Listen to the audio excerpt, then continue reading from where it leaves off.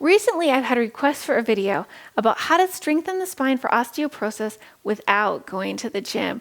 And that's exactly what we are going to do today.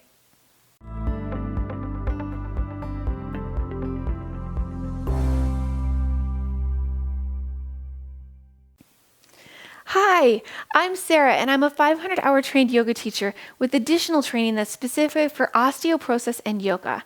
I'm also a BoneFit certified fitness instructor and a nutritional health coach through the Institute for Integrative Nutrition. I am so glad to have you join me in the journey to better bone health. In this video, there's going to be a combination of education and actual exercises. You're welcome to do the exercises along with me or to watch them for educational purposes and do them on your own later. It's also important to keep in mind that not all exercises are appropriate for everyone. If some of the exercises that I show today don't work for you, that's totally okay. There are enough different ways to strengthen the spine that there's absolutely a way for you to strengthen your spine. Today's video is going to demonstrate 5 different ways to strengthen the spine. On that note, let's talk about the spine and why we want to strengthen it with osteoporosis. So compression fractures in the spine are the most common osteoporotic fracture. It's estimated that 1.5 million compression fractures happen every year, and that 25% of all postmenopausal women will experience one during their lifetime. Having a series of compression fractures can also lead to having permanent kyphosis, which can put pressure on internal organs that are on the inside of our rib cage. So this pressure can actually lead to having pulmonary problems and ultimately make it more difficult to breathe well. This has a negative effect on our quality of life. The thing is, compression fractures in the spine are the most preventable osteoporotic fractures. Most compression fractures do not happen as the result of having a fall, but rather from our posture and the way that we move around in our everyday life. We can do something about that, and the best way to improve our posture long term is to strengthen our spines, or in other words, strengthen our postural muscles. If you've already had a compression fracture, it's important to strengthen your spine and postural muscles to prevent another compression fracture from happening. The average refracture rate with compression fractures is about 4 to 5 months after the first one happens.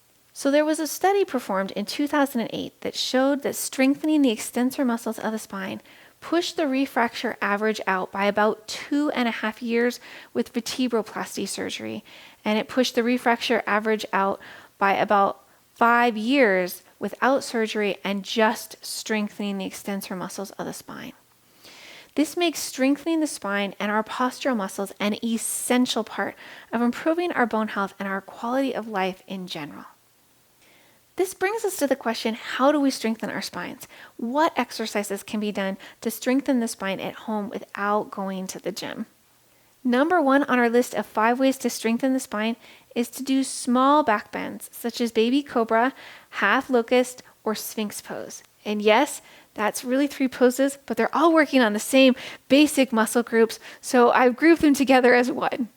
Let's talk about back bends and what they're going to do to strengthen the spine and why they're beneficial for osteoporosis.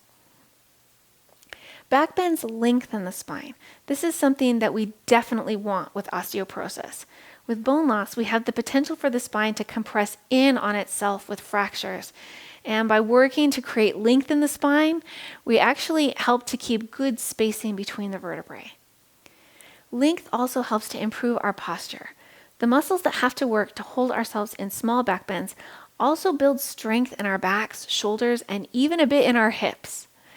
There's something that I want to bring up briefly with regard to back bends, and that's that at first glance, it might seem like back bends are something that we should avoid because it's the opposite of folding forward into a rounded shape, which we're not supposed to do with osteoporosis.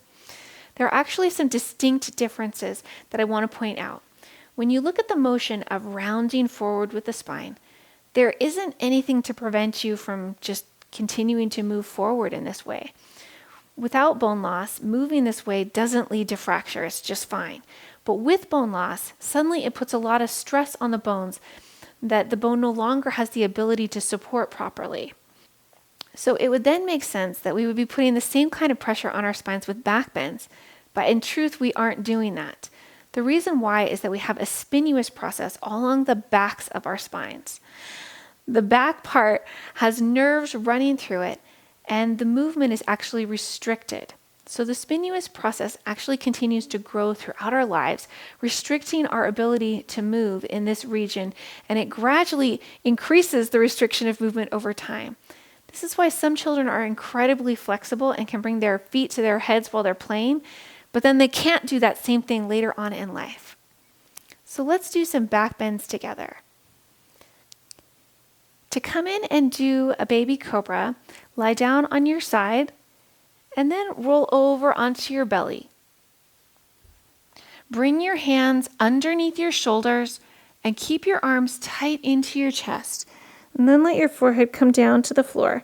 To come into a baby cobra, on your inhale, lift your head coming up into baby cobra.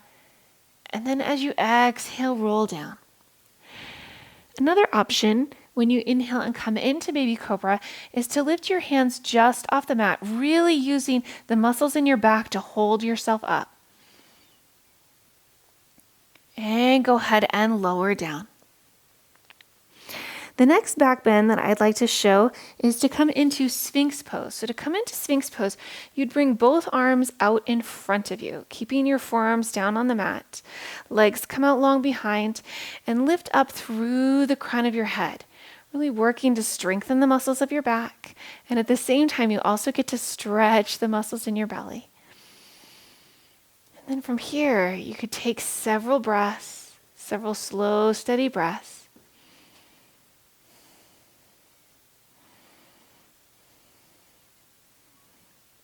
And go ahead and lower yourself back down to the mat. The last little back bend that I'd like to demonstrate is to come into a half locust. So to do this, go ahead and bring your arms out alongside your torso, palms facing down towards the floor. And then as you inhale, lift your head, shoulders, and arms, coming into a half locust. Exhale, lower down. Inhale, roll up. Exhale, lower down.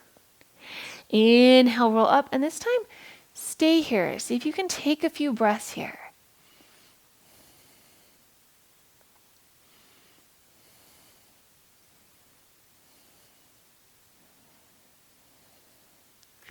And go ahead and lower yourself back down to the mat. Maybe even taking both hands out in front of you, making a little pillow for underneath your forehead, and taking a moment just to let yourself rest.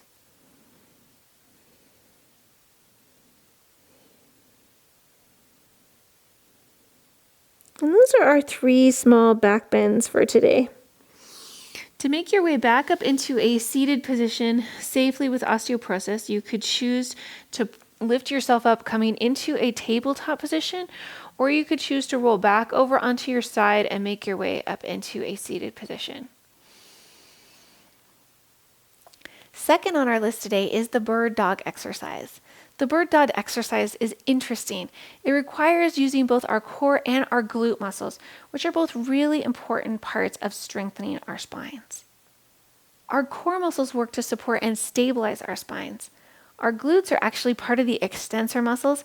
So earlier in this video where we talked about the study showing the benefits of strengthening the extensor muscles to prevent fracture, well, strengthening our glutes is part of that.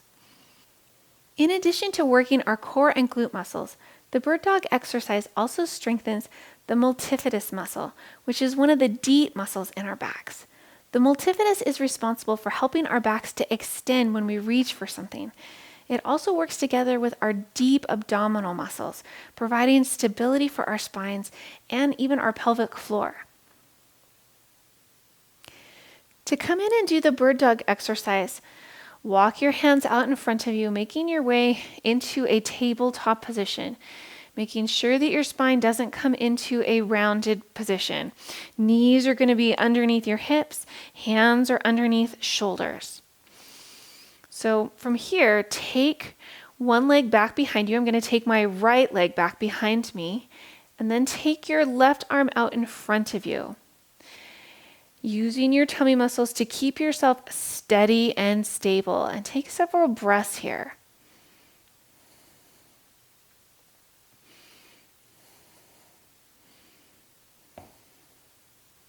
And go ahead and bring your hand and your knee back to the mat. Maybe taking a moment to shift back and forth through the hips. And then let's do the other side. This time take your left leg back behind you and take your right arm out in front of you. Use your tummy muscles to keep yourself steady and stable. And bring your focus back to your breath.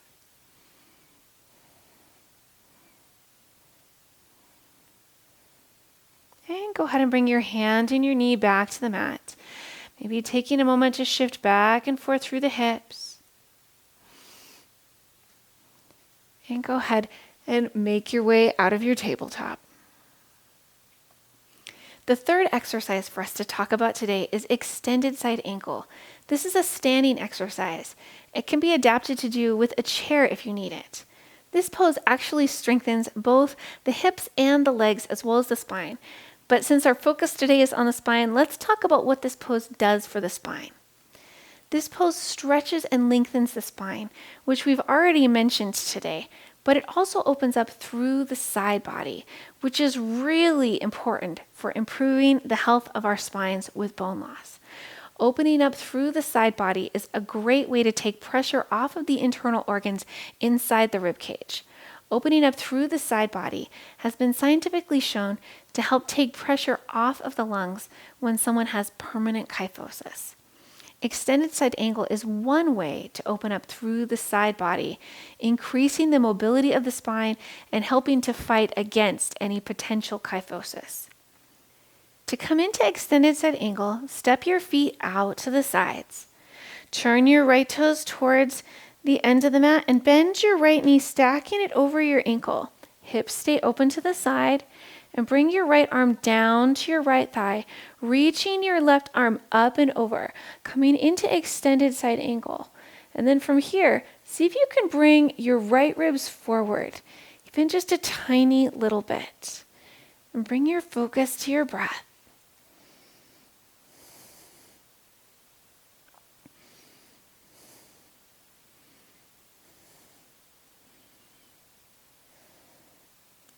Go ahead and lift yourself back up to standing. Turn your right toes towards the side of your mat and your left toes towards the other end of your mat.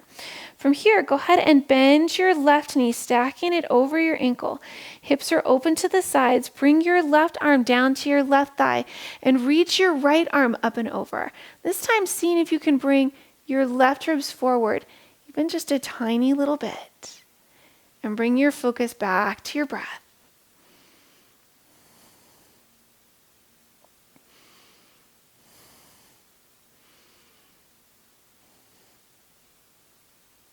And go ahead and rise up to standing. That's how to do extended side ankle. The fourth exercise on our list today is bridge pose. Bridge pose strengthens the back while also releasing our hip flexors and stretching the chest. It's also a good way to strengthen glutes that provide support for our spines. There are different ways to do bridge pose, and some of them may be problematic for osteoporosis. If you've gone to a regular yoga class, you may have heard the cue to lower your spine one vertebrae at a time. If you have osteoporosis, don't do that. Today, I'm going to teach you how to do a bone fit bridge. To come into bridge pose, we need to lie down on our back. So go ahead and make your way down onto your side and then roll over onto your back, making sure that you don't come into a rounded shape as you make your way down to the mat. So to do this, place your feet so that they're about hip width apart. They could be further out or closer into your bottom. That part really doesn't matter. That's going to be personal preference where it feels right in your body. But you do want your feet to be about hip width apart. And you want to bring your arms out to the sides at about a 45-degree angle from your body. Now you'll notice if you've ever taken a regular yoga class, you might have noticed a cue that's often given when you're coming out of bridge pose to slowly lower yourself down one vertebrae at a time. Don't do that if you have osteoporosis. Instead, I'm actually going to teach you how to do a bone fit bridge that creates stability for your spine through the exercise. Take the back of your head and press it into the floor. And then from here, press your shoulders into the floor. Doing those two things creates stability for the spine.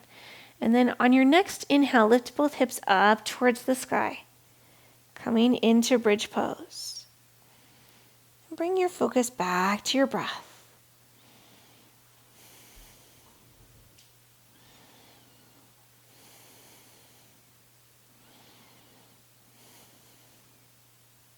And go ahead and lower down to the mat. And that's bridge pose. The fifth exercise on our list today is another exercise that we'll do laying down on our backs. It's an exercise to strengthen our tummy muscles in an osteoporosis safe way that will help to provide support for our spines and strengthen our postural muscles for the long term. To come into our upside down tabletop to do some abdominal work, you may want to grab a block. And you can also do this exercise without one. That's really up to you, what props you have and what feels best in your body. If you have a block, go ahead and place it between both knees and squeeze the block together. If you don't have a block, you just bring your legs into an upside down tabletop. Either way, with your arms out to your sides, shift your legs forward and bring them back to center. Shift them forward and bring them back to center. Forward, back to center, forward, back to center, forward, back to center, and lower down. This is a great way to do abdominal work without compromising your spine coming into a rounded shape. So that's our tabletop with abdominal work. Strengthening our spines and other postural muscles is an incredibly important part of reducing the risk of having compression fractures. I hope that the exercises that I've shared with you today will help you to strengthen your spine without having to go to the gym. If you found this video helpful, please share it with someone that you know and love that can also benefit from this information. I look forward to talking with you soon.